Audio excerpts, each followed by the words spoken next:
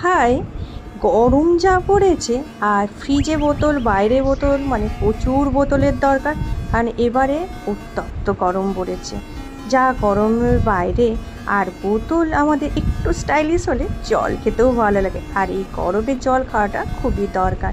দেখবে বোতল খুব সুন্দর হলে জল খেতেও ঠিক ততটাই ভালো লাগে। আর সেই জন্য আমি পুরো এই 6টা সেটে মিশো থেকে অর্ডার করে নিয়েছি বোতলগুলো। বোতলগুলোর কালার এত সুন্দর আর পারফেক্ট ছিল, সেই রকমই দেখতে।